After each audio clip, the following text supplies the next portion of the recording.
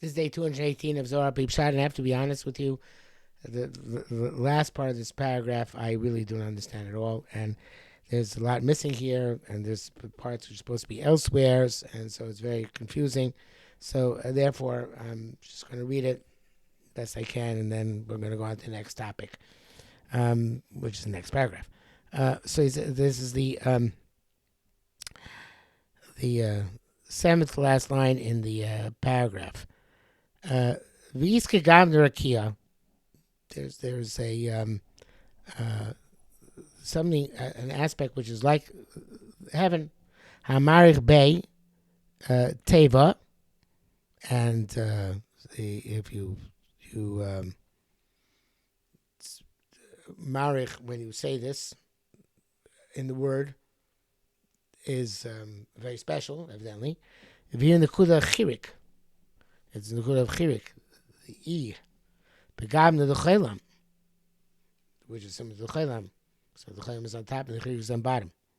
So some of the chirik has somehow, I guess, piercing, can pierce the rakia. Maybe it's like the rakia because it can pierce the rakia. But somehow or another, the chirik has this potential, great potential, which even though it's the bottom of the letter, it's like a cholam where the dot is on the top of the letter. Okay, so the chirik is spelling special in that respect.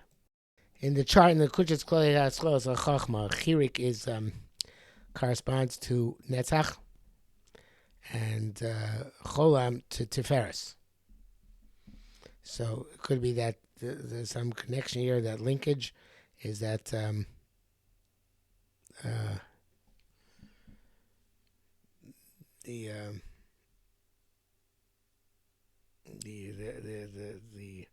chirik on the bottom corresponds to the cholam on the top. So therefore, from Netzach and Netzach are always called together, of course. So Netzach and Hod correspond to the way in which one connects to Tiferes, which is above it. Some way, shape, or form. I'm not sure how that would manifest itself in actual usage of the tamim, of the vowels in davening, but okay. The chirik corresponds to the cholam. The chirik gam the cholam leis the kuda leis gam the lebetame. There's also correspondences and everything between the nekudos, the vowels, and the tame, the trop, the cancellations, tame HaMikra. Segol legabe skulta, and the segol, which interestingly enough corresponds to chesed. Before we associated the reveal with chesed.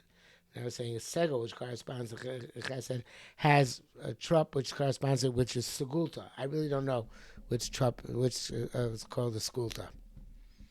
Okay, well, evidently there is a connection between the two of them.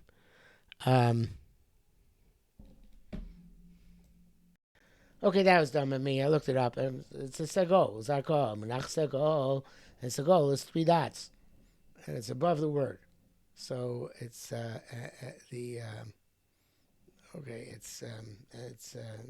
is Wikipedia. It's a Aramaic word which means a cluster. Okay, so it's evidently the HaMikra divided into Melachim, Mishnim, and Shlishim. Okay, so the Melachim are Skulta, Shalsheletz, Zakep Katon, Zakep Kadol, Tivcha. Anyway, so they're also Kesarim, the emperors. That's the so pasuk in Snachta. Okay, so in any event, so there's this Segol and Skulta do correspond. It is partial, yeah, but obviously. The Segol is the word, and Segol is above the word is the trop. Okay, so that makes total sense. I just was not thinking. Okay, so that is the Segol and Skulta correspond. Where are we now? Shva legabe Zakef Kadol, and a Shva. Now it all makes sense. Shva is 2 dots. The Zakef Kadol is also 2 dots. It's a Zakef Katon It's just plain 2 dots. Escape with those 2 dots with a line next to it. But anyway, so there's a correspondence there. Kulu Tashkachlun. Now you'll find them all. Nikuli Gabi Tame. The Nikulas and Tame correspond. Now, those are obvious. The other ones, obviously, what corresponds to Kamatz or Pasach, it's not as obvious because you don't have similarity in the way they're written. I think this is one of the things that they bring down, that the Zohar was written later because ostensibly the forms of the vowels and the forms of the Trop, the HaMikra, were later inventions. None that didn't exist at the time of the Shin Bayachai. But I don't know if he's even talking about the shapes. Could we talk about the idea, the concepts? So I'm not sure. But maybe somebody actually saw the Zohar and then made the shapes similar. What's the chicken? What's the egg? What comes first? But leisa kud is leisa gabna delay betame. Segu gabis kelta shva gabis okev kadol. Kud tishkachlu nekuli gabitami. Leman the other is in mir. But pasach va'amar, and this goes back to what we said before. Zarka munach makaf shofar. So the holech segulta. So a shofar in the according to the Sephardi Tamei Mikra is a munach. So zarka a makaf. It's interesting. Makaf is actually just a line between 2 words. So zarka makaf shofar olech. It's called actually shofar olech, right? Shofar olech. Zarka mukaf shofar. Zarka makaf shofar olech segulta. So the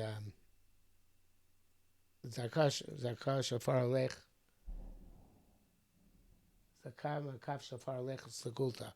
So evidently this is this order actually is very significant. Evidently, Rav Nachman Bresler had a segula to say the Tamei HaMikra in a specific, some of them we're not familiar with, but it starts, and I found somebody singing on YouTube in this order: Zarka makaf shofar olech skulta. Zarka makaf shofar olech segulta. So the makaf is evidently not just a line, or maybe it is a line, but amen. This, what Yerushalayim Chai is referring to here, Zarka makaf shofar olech skulta, is the order of the Tamei HaMikra. And he's saying the order of Tamei HaMikra has great status in it. And that's the idea. He's just saying here, and it's explained elsewhere. I think it's explained later on Daf Lamed Dalet. But this is the Yesod.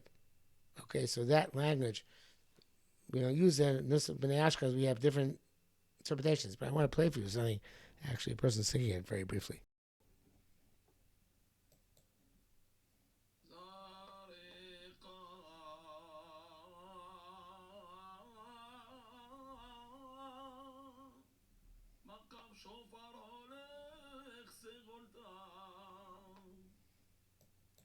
I'm saying the Many Cohen on YouTube. So there's some significance. But the bottom line is that saying the kudos have significance, Tamei have significance, and Zarka makaf shofar olech skulta is like v'chulei. Those are the Tamim, and they have some significance. Okay, so that's the end of the paragraph. We'll stop here. It wasn't as bad as I thought it would be. Enlightening.